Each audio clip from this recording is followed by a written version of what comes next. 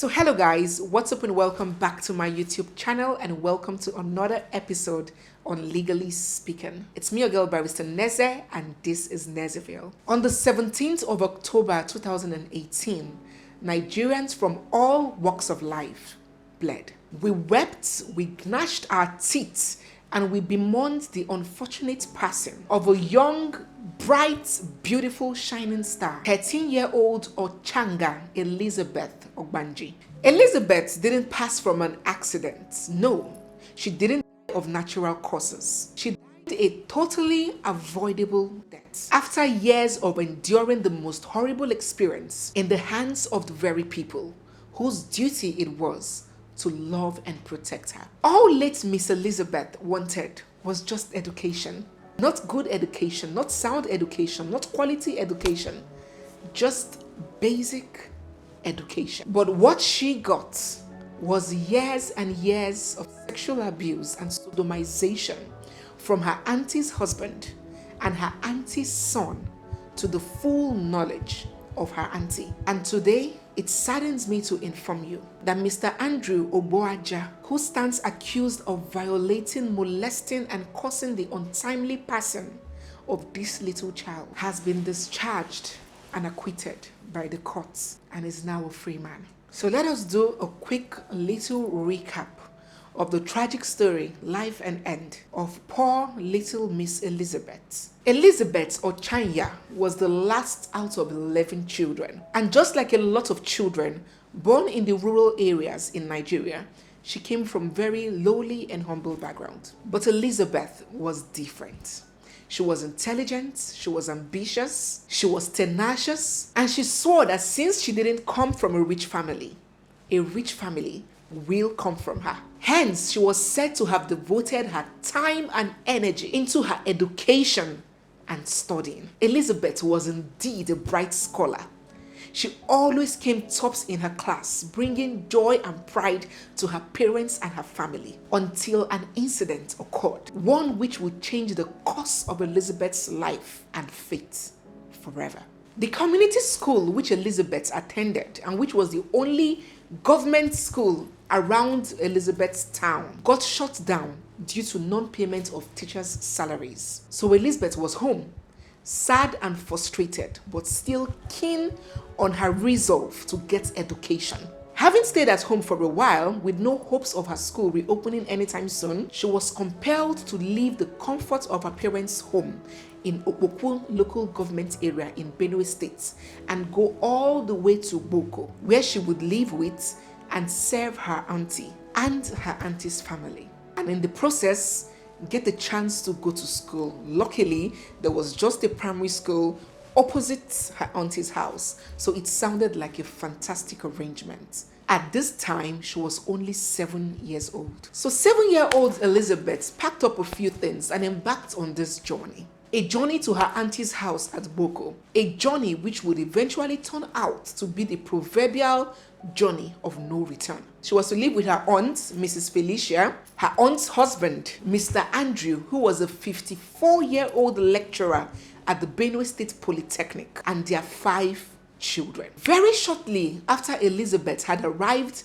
the home of the OGBANJEs, the couple's eldest son, Victor, began having her repeatedly, continuously, at the slightest opportunity, without reservation and without conscience. On this fateful day, while Victor was engaged in his newfound sports with little Miss Elizabeth, his father happened upon them, walked in on them to find his son in the act with this child. So when he saw them, he reportedly scolded his son and walked him out of the room. Elizabeth was beyond grateful to God, optimistic that her suffering has finally come to an end. But from that day, rather than her torture being alleviated, it doubled.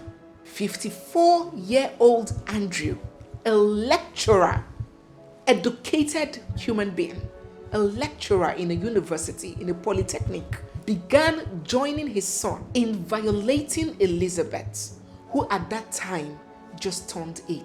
And the horror continued.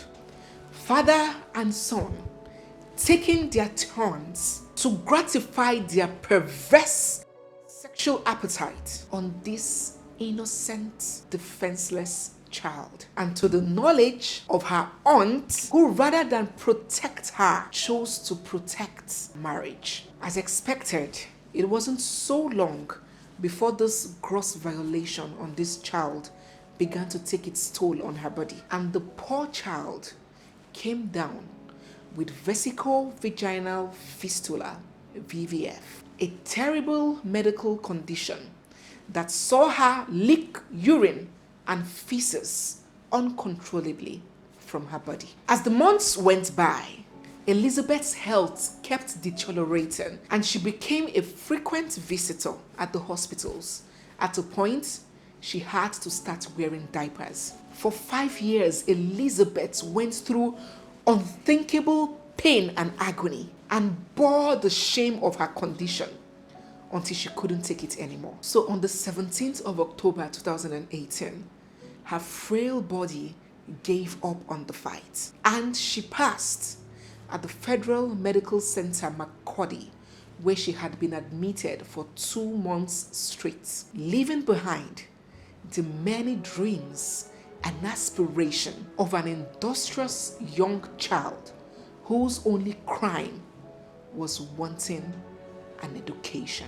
After Elizabeth passed, Victor, her auntie's son, fled, and the fugitive has never been seen till date. Her auntie and the husband, however, were arrested, and the husband was charged for criminal offenses bordering on sexual assaults, while the wife was charged for civil offenses bordering on negligence. And these charges were brought in 2 different courts because there are 2 different cases. One is a criminal case, which is a more serious offense, and one is a civil case of negligence, which is a lesser kind of offense. In the civil case instituted by NAPTIP, NAPTIP is the National Agency for the Prohibition of Trafficking of Persons. So NAPTIP had accused Elizabeth's aunt of failing to protect Elizabeth from the abuse that she had suffered. And the trial judge upheld that truly Elizabeth's aunt had failed to protect the child, and had been grossly negligent. And her negligence led to the woes of Elizabeth. She was convicted for the offense of negligence, and that is a good one. Now, what is not such of a good news is the other part of the case, the criminal angle of the case, the part that has Mr. Andrew on trial. Despite the prosecution had called up to 8 witnesses, comprising medical experts, family members of Elizabeth, the police officers who investigated the case, even a video recording of Elizabeth giving a very vivid account of what had happened to her, what transpired in the home of Mr. Andrew. And that evidence was admitted, that video, that account of Elizabeth was admitted in court as evidence. Despite all that the prosecution provided, it came as a rude shock to me and to a lot of Nigerians that Honorable Justice Augustine, who was a trial judge that sat this case, has discharged and acquitted Mr. Andrew on all 4 counts of the case. The learned trial judge held that the prosecution had failed to prove its case beyond reasonable doubt. It was quite triggering for a lot of people on social media that the courts did not find all the evidence tendered as compelling enough to earn a verdict of guilty on Mr. Andrew, who stood alleged of molesting, torturing, and taking the life of his wife's niece. And just as I tell you guys, social media rants and bants does not equate the law. The law deals on substantial evidence. And no matter how bad or good a case looks, when there are no substantial evidence, when the court does not find the evidence compelling or substantial enough to earn a guilty verdict, there is no amount of social media cries that would make that change. And that is why I always bring to you guys on Legally Speaking the chances of a case scaling through or of it dying off on social media. So the question now is, what is next? Is Mr. Andrew now a free man? I mean, if Mr. Andrew indeed committed this crime, just as this child has narrated, the prospect of him going a free man and walking scot-free is killing to any right-thinking person. So, what is the solution now that the trial court and judge has discharged and acquitted him? In this case, there is only one solution, and that solution is an appeal. If the prosecution chooses to leave this case alone and accepts the verdict of the High Court judge, that is law, and Mr. Andrew would walk a free man as though this incident never happened.